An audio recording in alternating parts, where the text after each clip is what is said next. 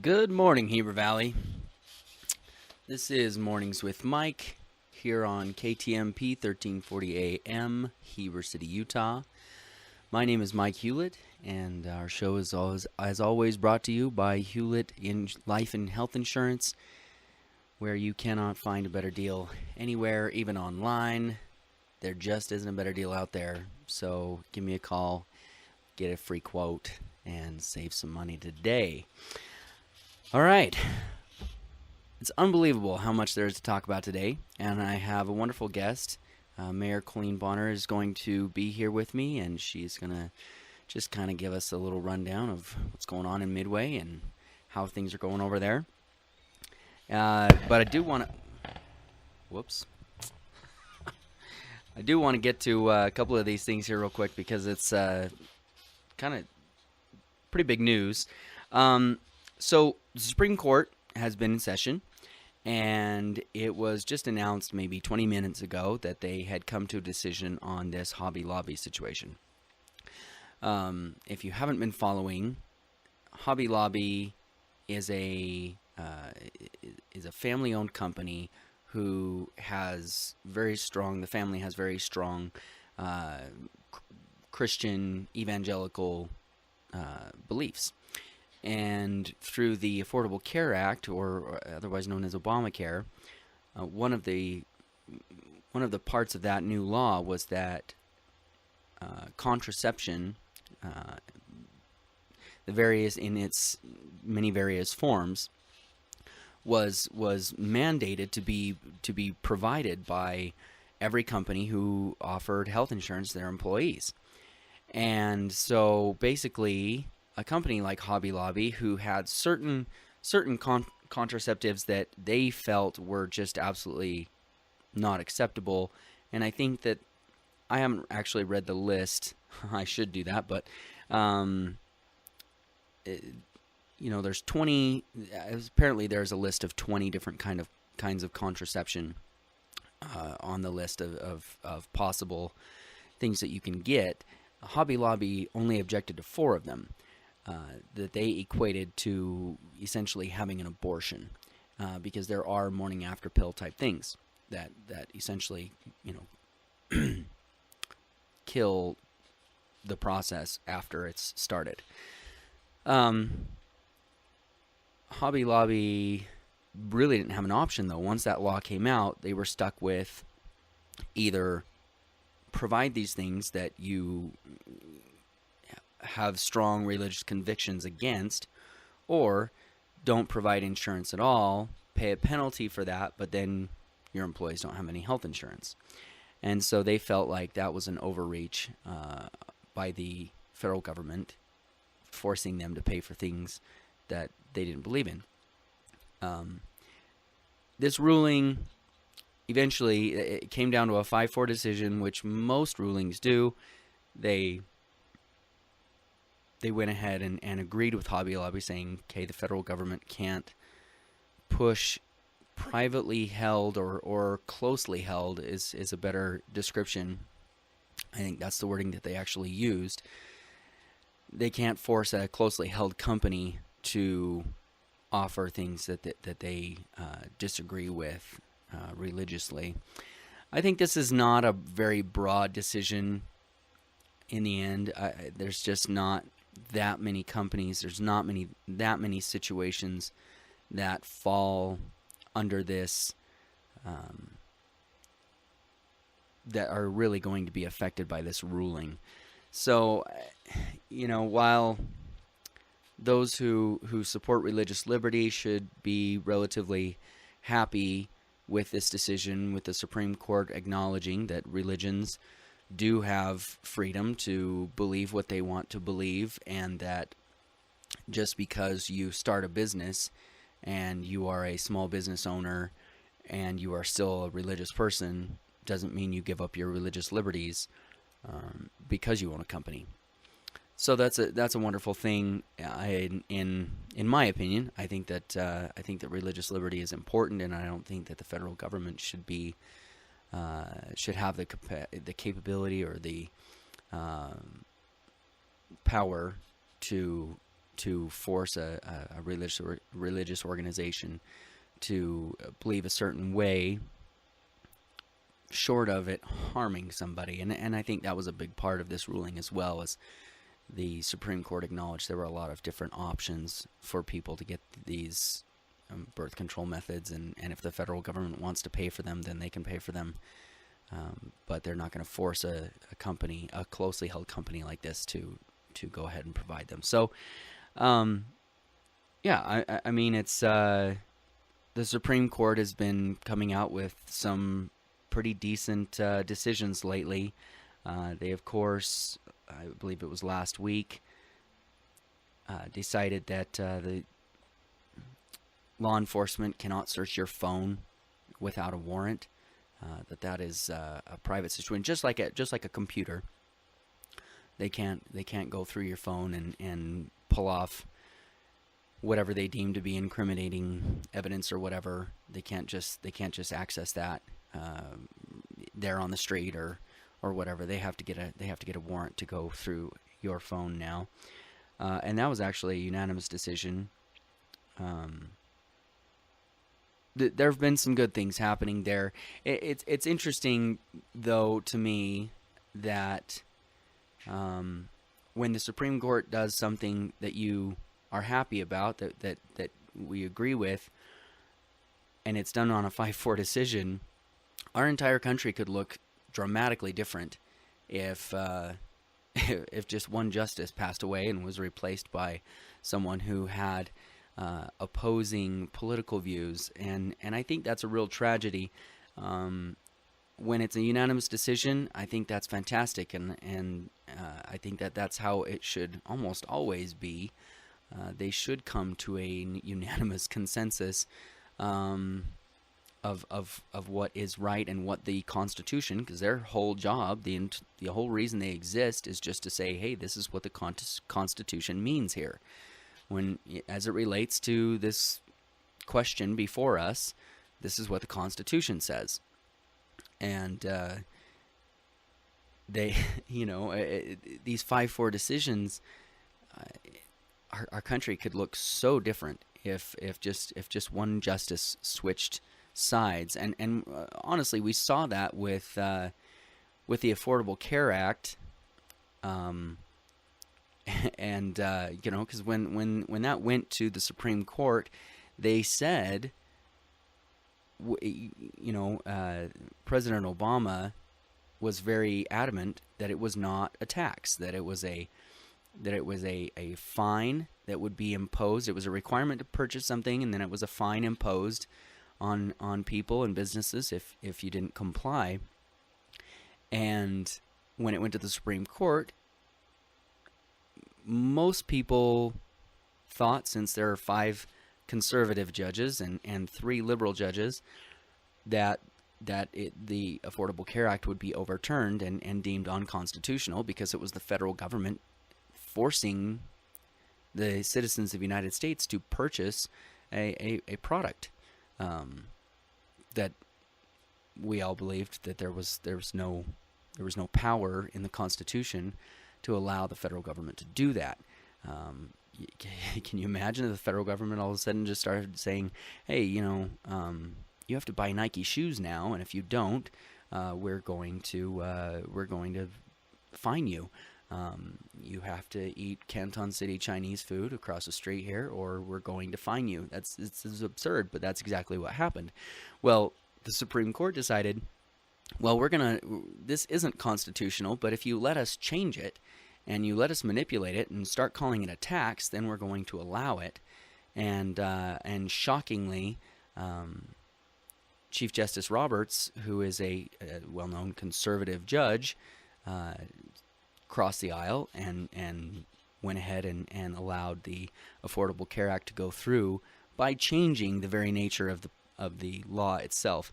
I don't know. It's interesting that our lives are in the hands of these 9 individuals who have such distinct personal convictions, and they don't really seem, no matter which side of the aisle you are on, they don't really seem to actually be trying to interpret what the Constitution means. They're just imposing their political viewpoint on how things should be done.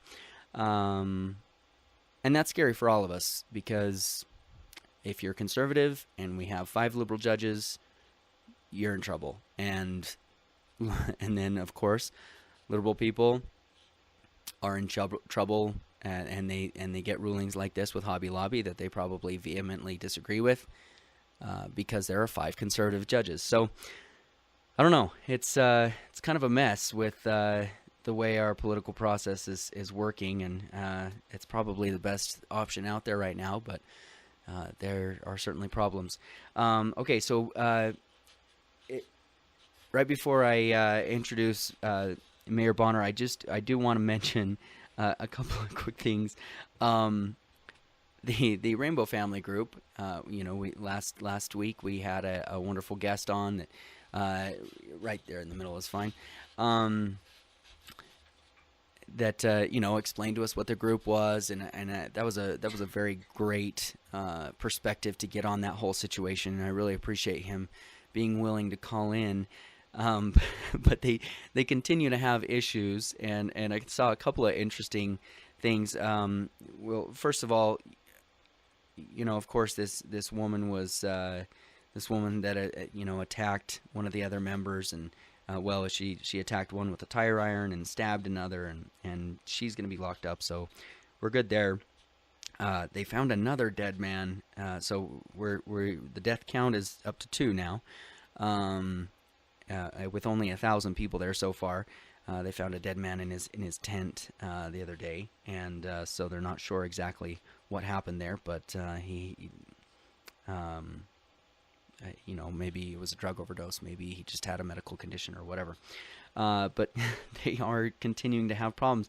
I saw this other article, though, that mentioned that there have been 21 citations so far, mostly small stuff, issued by the National Forest Service, because they have their whole own contingent of law enforcement up there, and you see them driving around all over the place in their white SUVs with the little green logo on the side. But they've issued 21 some odd citations, and so they've hauled a federal judge up to the camp to hold court up in the forest because these people don't really have the capability to go anywhere, or a lot of them don't. So, so judges holding court with a public defender up there in the forest. So that's kind of interesting to me.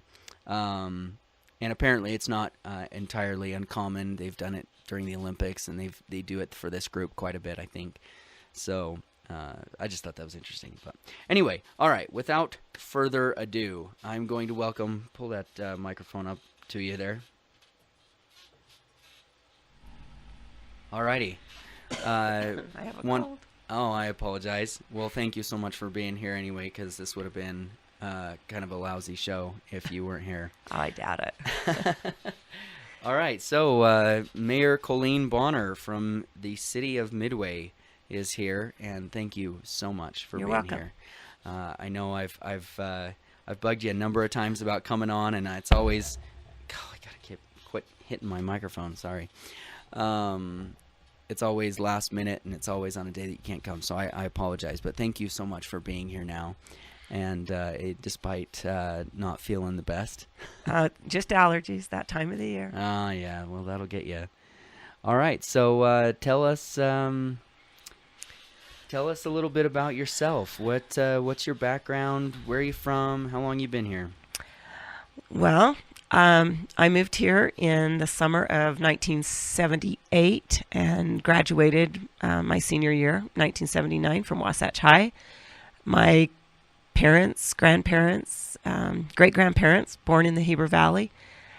So this has basically always kind of been home. So I've been here 36 years. Lived in Midway for a few years, then moved to Heber, and then moved back over to Midway. So I've been in Midway about 21 years. So you're a new move-in, is what you're saying? Well, yeah, I guess you could say that. No, my family tree the roots are pretty deep in this valley. That's great. That's great. I always joke with myself, because I've only been here since 1985, and so I'm still new. I don't have the roots at all. I mean, that things have changed a lot, of course, and there are a lot more people, and they're all and longtime residents have probably outnumbered now by people who haven't lived here for more than 10 years, which has been kind of an interesting dynamic to watch. But okay, so but you've been here for a long time, and you've grown up here, and you've watched the valley change dramatically. I mean, in the last 30 years, holy cow. A lot of changes. Oh my goodness, it's unrecognizable almost. Right. I go back, and when I see pictures of what the valley looked like, you get the aerial photography, you get pictures of Main Street and different areas and different buildings and things, and you're like, man, I forgot that even was there, or I forgot that there used to be nothing here.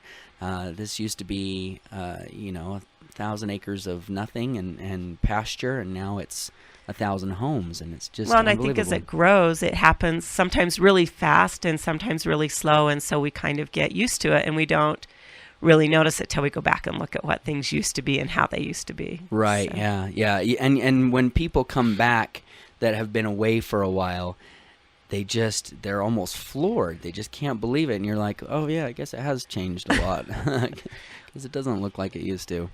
I'm still getting used to not having the high school there and having that be a big just pile of dirt. Right. Well, it's not even a pile of dirt anymore. It's just a nice smooth surface. They cleaned it up really quite amazingly. Yeah, it's just an empty lot now, so it's kind of hard to get used to. But anyway, okay. So you've been here professionally.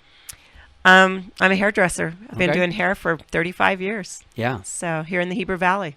I remember just as a little kid seeing your sign out there, so it's been a good profession. It's been a lot of fun. That's great. Yeah. That's great. Served a lot of people in the community. I can imagine. I probably came to you at least once when I was a little kid. I probably have to imagine.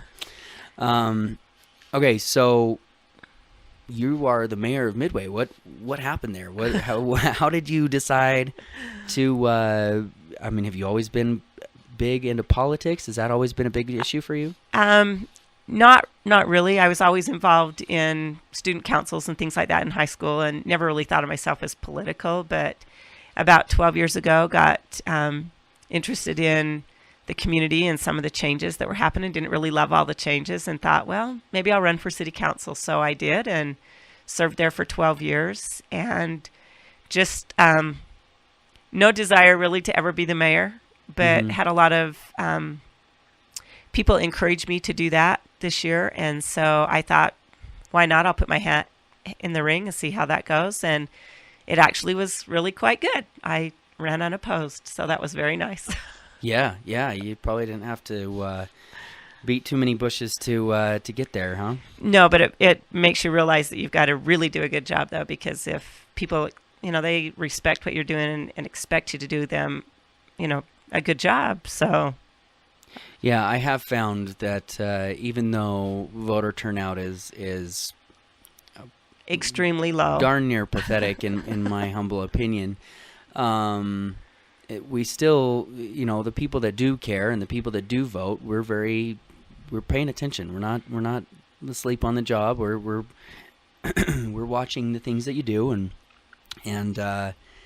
we do our best to hold our politicians accountable. So yeah, there is a lot of pressure. As I would should imagine. Be expected. Yeah. So how has it been? Has it been? You've been on the city council, so you've been going to these meetings for a long time, and you've been involved in the process and everything. Is it a lot more work? Is it a lot more pressure being the mayor? There is, but we have such a good staff and good employees at the city that they're very dependable. It makes it easy, and you ask them to do things and they get things taken care of. And most of them are training me that have been there for a long time. They're kind of filling me in on how things really work. And I've been over the parks for the last 12 years, and so I've kind of been focused there. And so now I have to kind of broaden my perspective a little bit and look at the roads and the sidewalks and the water and everything. But the councilmen that I work with are awesome, and they're very diligent in their jobs. And so I think for the most part, Midway City's really in pretty good hands. Well, that's great. I mean, you hear when you're reading about and trying to learn about being a leader, so much of the advice out there has to do with surrounding yourself with good people that you can rely on, because you cannot be everywhere. You can't know everything, and you've got to find those good people that can make up for those deficiencies that we all have. You've got to find those people that can do that for you, and that can know the things that you can't know, and that you can rely on. So that's great that you have a good system there. So Midway is growing, yes, like the whole valley is. Midway has a little bit of a different dynamic than Heber City. Where do you see things going? How do you feel about residential growth versus commercial growth, and how do you want to see Midway grow that way? I mean, what do you want to see happen? What do you think is a good balance for Midway?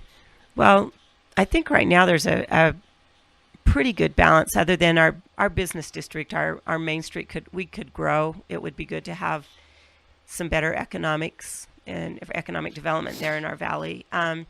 We're kind of unique in the fact that we have a resort status, which means that we get an extra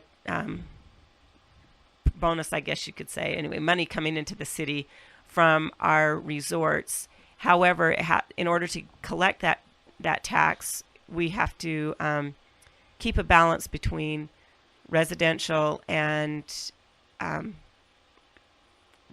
commercial. Well, not commercial, but resorts. We have to be able to keep so many resort hotels in order to and keep a balance there, and that brings in a substantial amount of money to our budget, and so we've got to be really careful not to let that go away. So, as the resorts, struggle, I hope that we can keep them afloat and keep them growing, because it's important that we keep that status, because that is a very important part of our city money that we use in our budget. So you have to have a high enough percentage of resorts to residential. Right. In order, there's a ratio there. I'm not exactly sure what that ratio is, but there is a ratio there. That's why you have that good staff to know what that number is. Yeah. Okay, so that's interesting. I didn't. I think I did know that Midway had resort status. I think I saw something on a tax thing once, and it said there was a resort tax or whatever. I was like, what is this? Now you mentioned Main Street. Since I grew up in Midway, I've seen a lot of businesses come and go.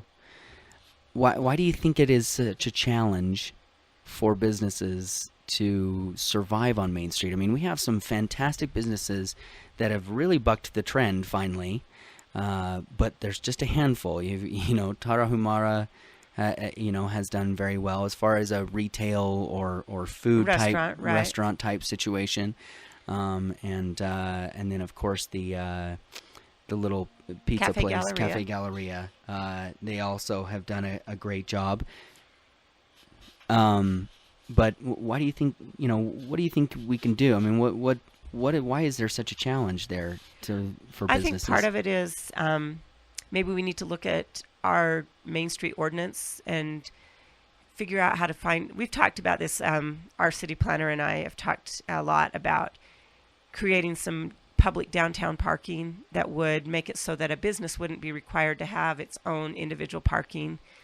Maybe allowing businesses to be closer to the sidewalk, not have to have such a setback. And I mean, there's just a lot of things that we're looking into. It's hard.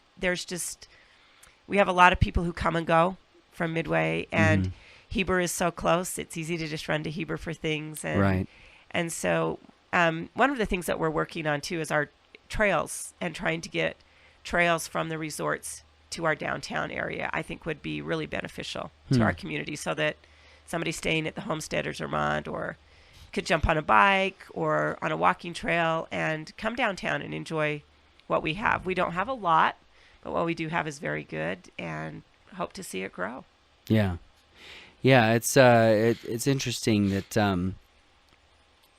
it does seem that if we could encourage more walking, because it's so interesting that we here in this valley, we all drive everywhere we go, we drive. And so, like you said, 5 minutes to Heber, 20 minutes to Provo, whatever.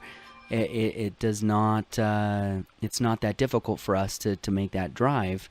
And if we had more of a walking mentality, we had more options for walking and things like that, that would probably encourage us to stay closer. So yeah, hopefully. As the valley grows and as Midway grows, we'll see things have an easier time surviving there. The grocery store, of course, has changed hands and is doing very well. And seems to be doing a lot better than they were. Yeah. It's good. I loved the store when it originally came in. It was unique, and it was a great fit when they came. And so now that it's changed hands, it's still a good fit and seems to be doing well. Yeah. In fact, probably more typical grocery store than before. Right. It was a little bit of a specialty store. Right. Which was fun and unique, and had its positive things too about it. So. Yeah. Yeah. I think their plans would have worked out quite well with the specialty stuff if the economy hadn't taken the turn that it did, because a lot of the people that would have shopped there ended up not coming. Right. So yeah, but I'm glad it's still there, and it is far more convenient. Yeah. To stay in Midway and be able to do your grocery shopping than have to drive to Heber. So, now there have been a number of kind of more major commercial developments trying to do things over in Midway that have been pretty fascinating, in my opinion. Where do things stand with like the various the greenhouse stuff? Is that going to happen? We actually approved a commercial greenhouse. We changed the ordinance to allow commercial greenhouses, and there is one being proposed at this time down on the Higginson farm, which is just behind the church that's on Highway 113. Okay, down Center Street. Yeah, down Center Street on the old John Price property. Okay. So, anyway, and I think that it's important. I was a supporter of the greenhouses. I felt like it would have been a great asset to the community. Mm-hmm.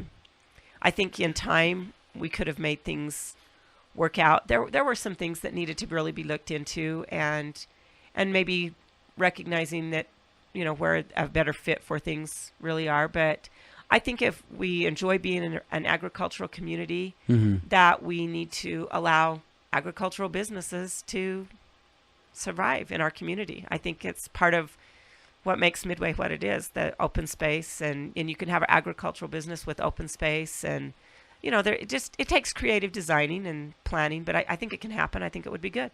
Sure. Yeah, I mean, I think that we all love that agricultural aspect of where we live, and it's difficult to encourage our farmers to stay here and keep doing, keep our valley agricultural, because it's increasingly difficult for them to make a living. Developing their land was a lot more profitable than farming. Much more profitable, than farming, and they didn't have to get up at 4:00 anymore. Right. But we all, we love, I walk up Memorial Hill several times a week, and I love looking out over the valley and seeing the open space and the cows in the field and the sprinklers going, and something I hope never goes away. I hope we can keep a good balance. We need it all. And we need to have it all, a little bit of everything if we can. We can have it all, can't we? We can, if we work really hard at it. Sure. What about... are there any plans for the mountain spa? Is that ever going to do anything? Is that ever going to become anything? There were talks of at one point putting in a hotel and really cleaning that up, and that was such a a huge part of my childhood. I mean, Mine the too. mountain spa was, yeah, I mean, it was Everybody the most went to the wonderful mountain spa. place. And even as it started to deteriorate a little bit, it was still just, I loved going there, even though it kind of stunk and, you know, Well, if I mean, you there went were. on the right days when she was putting in the water, when the water was clean, it was That's good. right. That's right. But I mean, you know, it's really tragic to me that just has sat empty for so long. Are there any plans? Is anybody talking about it? Not that I really know of. A few years ago, there were some plans there, and we spent a lot of time as a council walking that land and looking at the features. It's kind of a problematic piece of land. Mm-hmm. There's several of the outcroppings of rock and stuff, that sensitive lands Sure. that are protected. And so something there would be great. Whether it's a large resort, I don't know if that would be the best fit for that piece of land. Mm-hmm. That's not my place to make that decision. Sure. But I'd love to see somebody come in and buy it and Yeah. you know, be able to open it back up for a public pool. I think that's part of the problem. Is when I grew up, you could go to the mountain spa, you could go to the homestead. You know, they were open to the public. We were allowed Yeah. to, you know, go and hang out and spend a lot of time there. And Right. so I hope whatever goes there leaves a public element to it, so Sure. that, you know, that local people can come and enjoy it. Yeah. Yeah. It's you know, I think something like that. I think that as Midway has continued to develop their resort status, not just from a legal standpoint or a tax standpoint, but from, I mean, Midway really has become quite the destination with the Zermatt coming in and improvements to the homestead and lots of different reasons there. But you know, I think that would just be one more added thing to draw people to Midway as a destination and bring people, bring tourism dollars. How do you feel about tourism?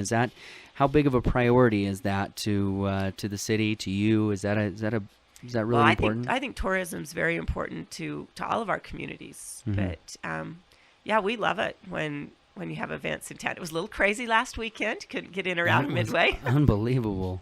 There was So they I don't know went how a many little people we overboard. had through town. So yeah, that was a little overboard. It was kind of like a mini Swiss Days experience. But Yeah. you know, we kind of plan for Swiss Days. We kind of gear up for that. But I know. Yeah. summer, we get all these different events that are just kind of hit and miss. But when they hit, they're really a lot of traffic, a lot of impact, you know, on our community. However, I think our businesses benefit from all of that. Oh, I hope they do. Yeah, so you know, we took our kids to the car show primarily to get a unplugged tag thing because I'm not a car show guy, but you know, you do these things to get your kids out and have them. Oh, the brag tags. Yeah. They were giving those out at the car show. Well, you had to cross 4 lanes of extremely busy Main Street to get to the brag tag, so I didn't love that part. I mean, you have these trucks coming through at 90 miles an hour, and you had to get them to stop on a dime so you could get across the street. But anyway, so when we got across the street, it was like, well, let's get some food. Let's go into Dairy King, and I mean that line was twice as long as I've ever seen it. Yeah. I mean, and you know, they do a good job. They rush the people through pretty well, and they do a good job with that. But it was just, it was too much. And so I'm sure a lot of businesses did quite well with all the added people coming in, and the grocery stores and the food places and the hotels and the motels, and I guess we probably don't necessarily really have a hotel, but yeah, I'm sure they all did quite well, and so that brings in money that pays for roads and infrastructure and water and all, you know, law enforcement and everything that we need. So without us having to foot the entire bill, so sometimes it's worth putting up with a few extra people. Who's the other? Oh, okay. So along these same lines, in this past winter, Midway had an attraction that was intense. I mean, I just, every time I drove past there, I could not believe how many people were there every day. Right. It was unbelievable to me that it was such a huge draw. And I'm sure that had an incredible impact on local business, bringing in lots and lots of extra people, lots of people eating, lots of people buying food and you know, whatever other amenities they needed. But it was a traffic nightmare. It was horrible from that standpoint.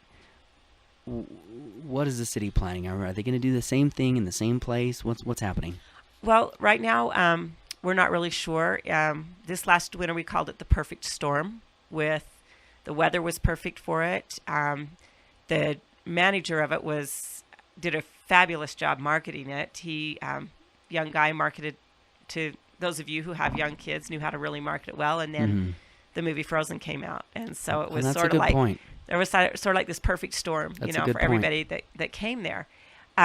Weekends were the worst, and we kind of just had to address problems as they came up, and we were trying every day to think of how we could reroute the traffic and how we could manage that. I'd love to have them back, but we've got to have a better game plan if they're going to come. Safety was a big issue. We luckily dodged that bullet. We didn't have any accidents or anything, which we were very, very lucky. So the city does not manage that or run that. That's basically, it's just an event that is put on by an independent company, and so they pick up all the liability and stuff for that. But it didn't just benefit the businesses in our community, it benefited the whole valley. So I hope if we can't make it work on the town square, that we can make it work, you know, Soldier Hollow. That's someplace they've been talking. Maybe they'd go to Soldier Hollow. There's going to be issues no matter where they go. But I think it's a valuable event. It's just like any other event. Like with Swiss Days, they have such a good game plan. There's people who take care of the traffic. There are people who take care of all these little details. Doing it for a long time. Right, that the city doesn't even have to worry about. There's a committee that takes care of all of that. And so in order for it to be successful, I think that there needs to be some involvement by more people maybe in the community to help reroute the traffic and to, you know, come up with a plan to make it more safe and more fun for people to come. Yeah, there's no question the economic benefit from all the extra people coming through and buying different things. What, as far as a permit standpoint, or how was that handled? I mean, was there a lot of added revenue to the city by having them there? I mean, were they paying a lot of taxes? How did that work? You know, not really. It was allowed to be there a couple of years ago without a whole lot of cost to the company. However, this year we had to look at a few other things, for instance, the water and the traffic issues and all of that kind of stuff. So there was a small amount of revenue that came to the city from that, but that's something, those are details that will have to be worked out. And like I said, come up with a better plan for it. Yeah. So, well, I hope they do come back. I think that it was very beneficial. But I would probably prefer that it were held somewhere else, with a little bit more room to put that on. I mean, that was pretty intense. So, I did my own little ice tower, and I had no idea that they were coming, and so they stole my thunder. I was, I've seen different people put these things up over the years, and Homestead has always had one, and Tom Whitaker would always have one in his yard, and he had one again this year, and I always really wanted to do that. And actually, the previous winter, I put one over at my parents' house, but I put it in the backyard, and no one could really see it. And I was just sort of experimenting, and when it finally kind of worked, I was like, this is awesome. This is so much fun. And so I decided to do another one. I decided to do another one in the same place, but put it close to the road this last year. And so I put that up and I started the water going, and I was, I was excited for it to grow and be awesome. And then, next thing I know, they've got this thing that's 100 times bigger than mine. And I mean, mine was cool though. I enjoyed doing it. They're pretty neat. It's pretty amazing to watch that ice form and grow and Right. move into different formations and stuff. And I tried to put a lot of lights and stuff, so it was fun to look at night and stuff. But Well, people were stopping and taking pictures, whether you know that or not. no, I know. People did. They stopped along, at Whitaker's and at your Right. place, and it's kind of like, oh, this whole little city of ice castles, Well, with the grand finale at the town square. Right. We had a number of people pull into the driveway and park and get their kids out, and they were like, "Where do we pay?" And I was like, "No, you're not there yet. This is not what you're looking for. I'm sorry. It's much better than what I have." But it was It was fun. a nice prelude to it. Unfortunately, I short of my parents' liability insurance, I didn't have anything, so I was always worried somebody was gonna like come and slip and fall and crack their head open. So that was, I don't know. It was probably ill-advised to have something so close to the road and so accessible for people. But it was still fun. Honestly, even if they were able to maybe plow out a parking area in the pasture just south of my parents' place there. They've got that large pasture, I think, owned by Carl Dodge. That might be a good spot. It's still in Midway, but there's a lot more room. They could plow out a whole parking area and then have the castle set back into the pasture. That might affect the pasture, though. I don't know. You know what? It did very little damage on the town Yeah, square. I've been Amazingly impressed. enough, where the building's set, there was a little more damage. Took a little longer to recover, but I don't know. The grass at the town square is very hardy. It always comes back. It survives, and so it did. Yeah, it survives Swiss days. Yeah, even so when as it far rains. as major damage, very little major damage on the square, and they were very good to come in and clean it up. Yeah, take no, care they of did. things. They did So seem to that was do a that good was job part there. of their contract. Right. So. So what other things are facing Midway? What are some of the big issues that you feel are staring Midway down and looming? What are some of the big things that you're I don't really concerned feel about? like there's anything really looming. I think that we've done a pretty good job. There's always issues. There's always road issues and sidewalk issues and water issues, but they're always on the radar, and we're always, every day working, trying to keep those things safe. One of our biggest challenges, I think, is how fast people try to commute through our communities, and and that's something I think we all need to just kind of slow down and enjoy life, and Sure. not always be in such a big hurry. But there's always things that need done and things that need work done, and we've got a couple of major road projects that we are. One, Pine Canyon Road, that the upper part is actually being worked on as we talk right now. Okay. And then the bottom part will be started this fall and finished next spring. Okay. And when we do that, we try to put in new water line and new sewer lines and, Right. and everything, so that once the road's in, we don't have to turn around and Dig it tear up it back again. up again. And Right. that's, previous planning, has kind of put a plan in place for roads and water, so that we're kind of trying to get ahead of the curve. You're never going to get ahead of the curve, but and then trying to always look at gonna our be stuff, roads huh? and surface treat the roads that we can Yeah. to give them a little bit extra long life. Sure. But it's all takes money and time, and Right. and we're just trying to be careful and cautious at the same time. Yeah. One last thing, and then I'll let you get back to your busy life. Has there been any talk about changing, putting in traffic lights or more roundabouts or anything on Main Street? I mean, if you're trying to turn from what I experience a lot, since my parents live really close to 400 there. East, so River Road. Coming off of 400 East, trying to turn left onto Midway Main Street can be a bear sometimes. Well, because 400 is a fairly narrow road there. It is. You come off River Road, and once you get past Memorial Hill heading south, it's Sure. pretty tight there. Yeah. So those, and then our Main Street project didn't come quite that far. Yeah. So Main Street is so busy, though. There's so many cars coming through there Right. now that, I mean, I've waited for close to 10 minutes sometimes. well, I live on I mean, Center. that's extreme, but yeah, it's hard to get across. It is, and Center in Maine is Right, another one. right. I'm a fan of roundabouts. I like them. Not everybody is. Yeah. They don't really love those. If we could, if I had my choice, I would prefer a roundabout over lights. Mm-hmm.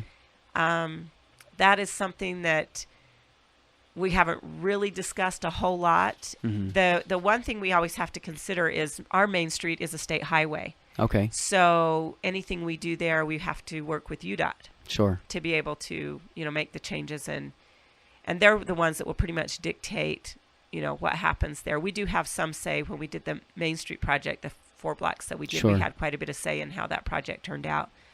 But yeah, I agree. There are some days that it is tough to get there, and tough to to get around, and Yeah. it's just volume of traffic, and someday we will have to look into that. I hope we don't ever have to have a light, but Yeah. if it becomes a safety issue, we would definitely have to do something. Yeah. Well, maybe roundabouts would slow people down a little bit more too, and And encourage roundabouts people to continually stop. move traffic. Right. They right. take There's up no stops. they take up quite a Well, bit I of mean- space, and I can tell you from a maintenance standpoint, snowplows don't really love them. Sure. Snowplow drivers are not big fans of I'm sure. roundabouts, I but believe it. if they're designed properly and with that in mind, I think they can work really well. Yeah. Summer, they're great. They're awesome in the summertime. Sure. Winter is a little bit more of a hassle. Well, it's just because they can't drive so fast as they Right. push that snow. Yeah, they'd have to I- slow I down don't- a little. Yeah. Trash my parents' mailbox every year. They're driving so fast. Well, thank you so much for being on the show. We really appreciate it. I know you have a busy schedule, and I appreciate you taking a little bit of time to come and talk to us and let us know all the goings on in Midway and how things are changing and progressing and everything. So hopefully we'll be able to have you back in a few months or whatever, and just get an update on how things are going. Okay. Thank you so All much. right. Appreciate it. Bye. All right. Well, that was Mayor Colleen Bonner of Midway City, and really appreciate her coming on. That was great to have her and to hear another perspective on the valley. And obviously, sometimes we tend to get wrapped up in just everything going on in Heber because it is the predominant city in the valley, but we have a lot of great little outlying communities that we need to pay equal attention to, and so hopefully here in the near future we'll have an opportunity to hear from some of the other communities leaders such as Daniel and Charleston and Waldsburg. So we will certainly make an effort to get them on and to hear from them. Couple other things going on. I guess we should let you know what the weather's going to look like. It's going to be hot, and it's going to be dry, and it's going to be nice. I mean, it's going to be hot though. Today, a high of 84 and sunny. So this is going to be the nicest day of the week. The rest of the week is going to be pretty uncomfortable. I'm one who would prefer colder than hotter. I just you can only take off so many clothes, unfortunately, and so you just can't, short of just sitting in your car or house with the air conditioning on. There's, you can't cool off, and when it gets to a certain temperature, and of course, if you're from Arizona, you're freezing right now. But high of 84 today. Tuesday, we start a warming trend because it gets up to 88, and by Wednesday, it's at 92, and we're going to be in the low 90s for the rest of the week. So it's the 4th of July is this Friday, and it is going to be warm. And if you are going down to Provo or Salt Lake, it will most certainly be more in the 100 to low hundreds category. So it's going to be warm. So make sure that you wear plenty of sunblock and drink lots of water, and don't let that beautiful weather get you in trouble. Another just public service type announcement: make sure you don't leave your kids or pets or anything in the car at this temperature. I think you probably see more problems when it's a little bit cooler, because people feel comfortable leaving stuff in the car, people, pets, whatever, because it's not as hot outside. Then of course a car gets heats up really fast. The car has the almost like the greenhouse effect type situation, where it comes through that glass and heats up and then doesn't have any release. And but when it gets hot like this, the serious damage that can be done is it takes such a small amount of time to wreak serious damage on a person or a pet or whatever. And so please be sure to be very careful and make sure you have air conditioning going, make sure that's working when you're driving around, and then don't leave stuff in the car. There was a story that you may have been following about a father that allowed left his 2-year-old in his car when he went to work, and the child was of course passed away with the hyperthermia, and initially the reaction was the typical. It was a tragedy. That we see from time to time, where someone forgets their child in the car, and but this one is looking awfully suspicious, and they're finding more and more things to believe that it may not have been an accident. It was his routine to take his child to work with him and drop his child off at the daycare inside the office building, and on this day he just chose not to do that, even though that was his daily routine. Somehow he forgot that he had his child on the day that he always had his child. He went back to his car at lunchtime and still didn't notice that his child was in there. And then after work, he drove 4 miles to a local shopping center, and then allegedly noticed that his child was in there and had passed away, and he called the police. They've done a search of his internet search history, and have found a search for something to the effect that he searched how long it takes a pet or an animal to die in a hot car. So still too early to tell, but it's not looking good for this guy. And God help him if he did that on purpose. But anyway, please be careful in the heat of the summer here, because it's going to get really hot really fast in those cars. Want to get to sports real quick. It's been a pretty wild few days. The United States lost their match, and by default, the way soccer works, they still moved on to the next round, which was fantastic. They haven't been there since 2002, so it's been a while since they've gotten this far, and it does look like their premier forward Josie Altidore, he's warming up and starting to be more active in the team practices and things like that. So hopefully he will be available tomorrow to play against Belgium. and that's exciting. Whether you're a big soccer fan or not, it's still great to have that sense of patriotism. These men are representing our country, and they're doing it quite well, and they are putting their heart and soul into this, and it's a lot of fun to watch, even if you don't know how soccer works or you don't like soccer or whatever.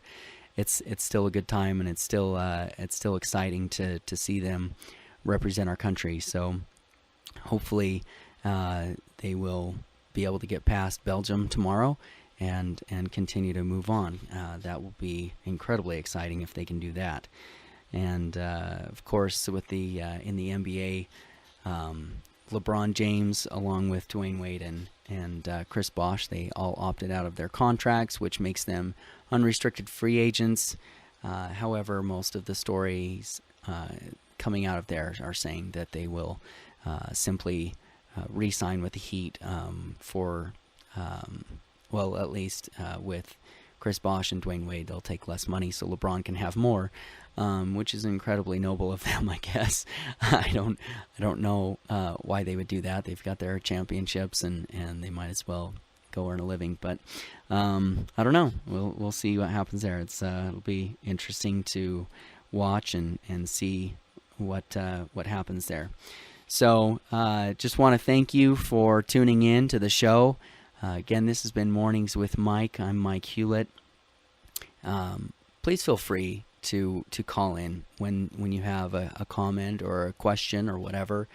Our phone number, as always, and I should probably give this out earlier in the show so you can have a chance to call in. Our phone number is 435-657-1340. So please feel free to call in and let us know what you think and what your opinion is, how you feel about the Rainbow Group, how you feel about the decisions the Supreme Court's making, how you feel about health insurance, whatever you want to talk about, local news or national news or whatever. Please feel free to call in. Again, thank you for being on the show with us today.